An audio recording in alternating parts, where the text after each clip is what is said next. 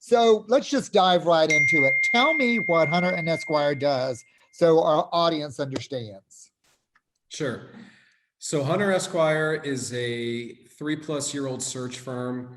I believe we are the only retained search firm exclusively serving the cannabis industry. Our clients are anyone in the cannabis economy, from MSOs to bulk producers, tech companies supporting the industry, anything in the cannabis economy. We fulfill roles across all disciplines and all geographies, as long as it is in the cannabis economy. Nice, nice. And so since you must, because you reach into so many factors of the industry, you must have a good thumb on how you think things are going, change in administrations, growth in the companies, some of the craziness that's going on. Um, you have some feedback? Do you have some little nuggets of wisdom to share with the audience? I do. I mean, the good news is overall the industry's in a good place. COVID, I think, had the industry grow up a bunch. We learned a lot through COVID. We got that essential label, which was great. So for the most part, cannabis businesses thrived despite it all. Some of the things that were great to see was, I think, more mindful hiring. We had an approach to being more calculated and mindful in terms of how we go about hiring, because we saw a lot of companies right size on the front end of COVID. We also saw a lot of KPI culture emerge when we had to really get into, what we're doing. Are we being operationally efficient? Cannabis businesses got really focused on essential roles and measuring success in more quantitative ways. So, things were quiet last year, February through July or so. For our search firm, it came back really strong July, and there's been no slowing down. The job growth in the cannabis space is back to the frenzy that we knew pre-Capital Crunch 2019 and COVID. So happy to report that I think we've bounced back in a big way. Nice. Well, glad to hear that. But here it is. The industry has changed. I think it's an excellent analogy where you said the industry grew up, because pre-COVID, we would get a lot of releases that were somewhat unrealistic in about what they wanted and what they thought of the market. So as everything has turned and kind of matured, what is your company doing? What is Hunter Esquire doing to kind of adapt to it and continuing your amazing growth? Yeah. So I think we've come quite a long way from how we started out as a retained search firm exclusively to the industry.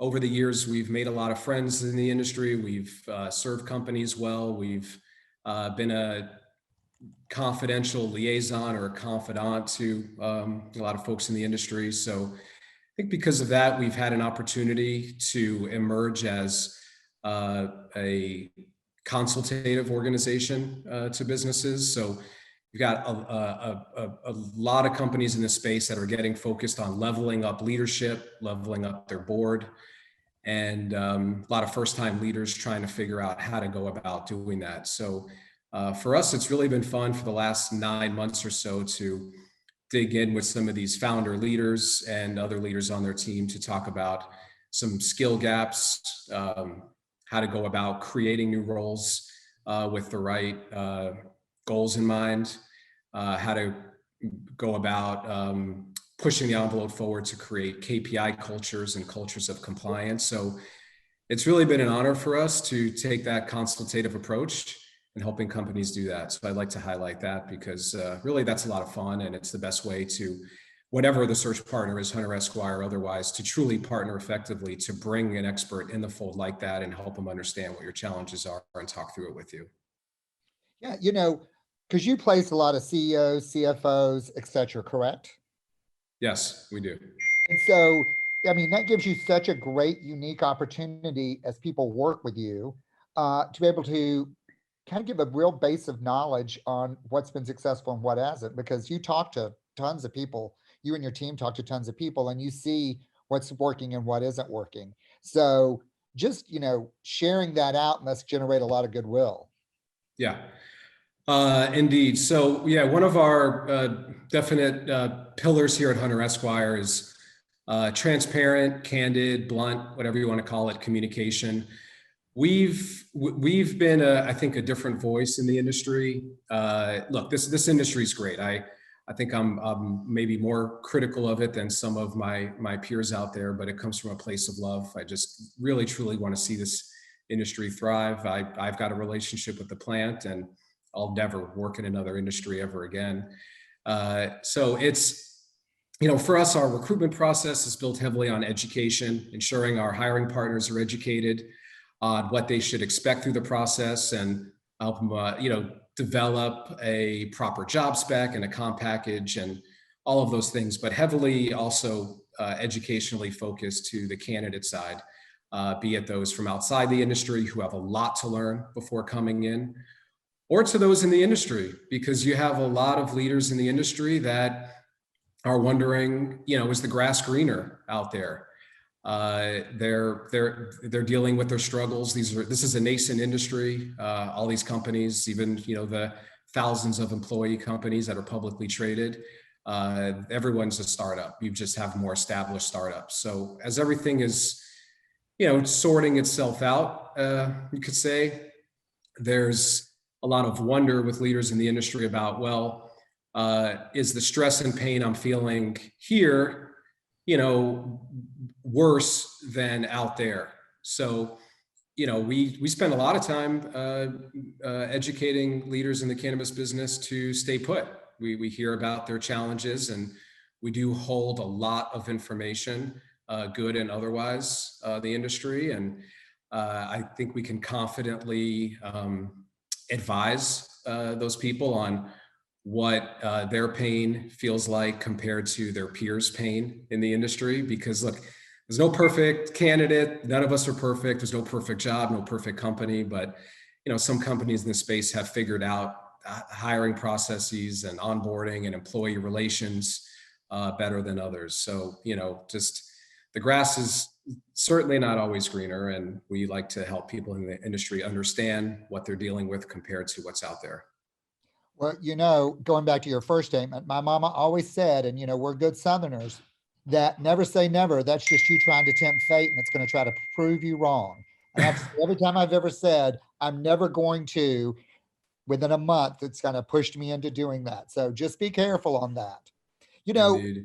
When we hear, we get so much feedback, both within the industry and from primarily through all the consumers, since we reach so many, we reach 1.5 million readers a day through our syndication partnerships, and we work with 800,000 physicians. But within the industry, y'all have such a good reputation for y'all being discreet, because you get all this information, but y'all do a good job managing it. Yeah. Yeah. Well, thank you for saying that. That's it. It's important. I've been an executive headhunter my whole career for 20 plus years, and you do have to be able to manage a lot of sensitive information.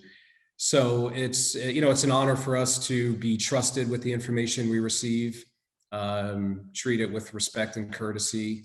That certainly has helped us build up the goodwill in the space that we love to leverage on behalf of our clients. So your unicorn candidate, as we call it, the candidate that has thrived and succeeded and reached great heights in the mainstream and has brought their talents into the cannabis industry in recent years, they're highly sought after. A lot of cannabis businesses right now are very mindful of, well, if we can hire for, you name the role, it doesn't matter, someone with that experience, that's a plus. You're effectively dealing with that industry learning curve. So there's really this race to win that talent.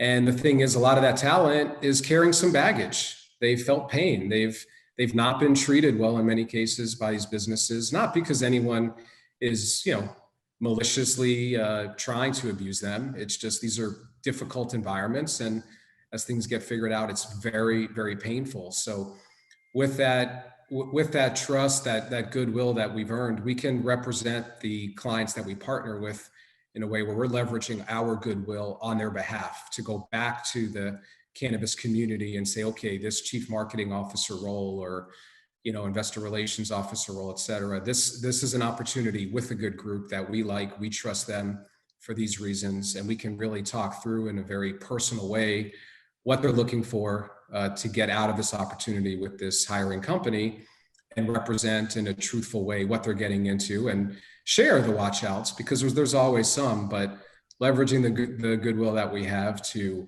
highlight the good and the otherwise, and engage with those unicorns in the industry that trust us is, I think, a huge benefit for us to be able to fulfill roles and for our clients to have access to that marketplace.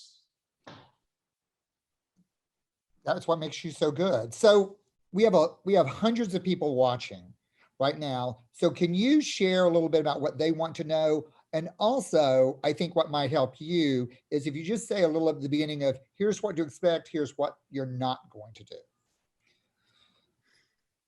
Woo. In terms of getting in the industry? Or working with you, like you're not going to do it for free. You're not going to do it for all stock. Oh yeah, right. Yeah, no, well, what you're going to get from us is a very well-defined process. So we're certainly not for everyone. I mean, we really want to spec a process out. We want to hold ourselves accountable to every timeline that we commit to, and we want to hold you accountable. That's important. It's the only way to win best-in-class talent. We have to be able to adhere to a process. Talent wants to know what's next and when it's coming, to the best we can communicate it. You're not going to get rose-colored lenses. You're going to get the straight poop, as I call it. That's where we're not holding back any punches. What do you call it? The straight poop. I love it. Right off the street. That's a new one, Brian. That is a new one. That should be the catchphrase of today. Why not? Why not? You heard it please here don't. first. All right, I'm sorry to jump in. One more minute, my friend. Anything else you want to leave our audience with? Yeah, look, it's a fantastic industry. It's professionalizing every day. The professionalizing of it is going to get it to where we want it to be. I always ask for everyone to come from an honest place. Candidates represent your skills and desires honestly. Companies represent what you can offer culturally and otherwise honestly. Let's all be honest with each other. The industry is growing at a rapid pace. Let's not slow it down by playing games with each other. Just candor, honesty, transparency, good communication. We'll all collaborate together well and get this to a good place. That is words to live by, and that's the straight poop right from you. Thank you for that. JJ, Brian, you guys are great. We'll see JJ again shortly. Brian, always a pleasure, man. Thanks for the discussion, you guys.